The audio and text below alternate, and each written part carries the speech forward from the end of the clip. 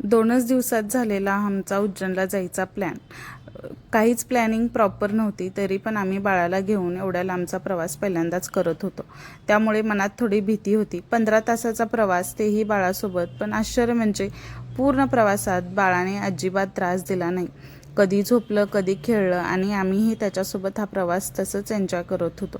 शेवटी 15 तासाच्या प्रवासानंतर आम्ही उज्जैनला पोहोचलो. आणि खरं सांगायचं तर उज्जैनला जाण्यामागे फक्त अचानकच झालेला प्लॅन नव्हता.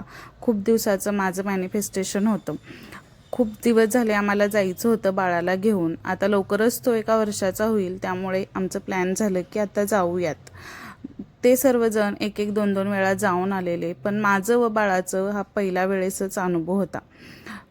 काही वेळ येतात आणि त्यावेळी आपल्याला कोणावर तरी विश्वास ठेवावा लागतो. तसंच आमचं महाकालांवर विश्वास बसलं.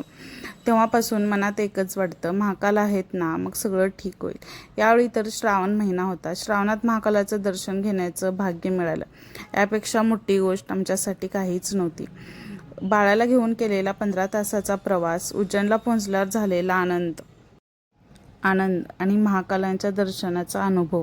आम्ही बाळाला घेऊन एवढ्या लांब प्रवास का केलो व आमचा अनुभव जर तुम्हाला ऐकायचं असेल तर मी चॅनलवरती पूर्ण ब्लॉग शेअर करणार आहे. ते तुम्ही नक्कीच बघा व व्हिडिओ आवडल्यास लाईक, शेअर व सबस्क्राईब करा.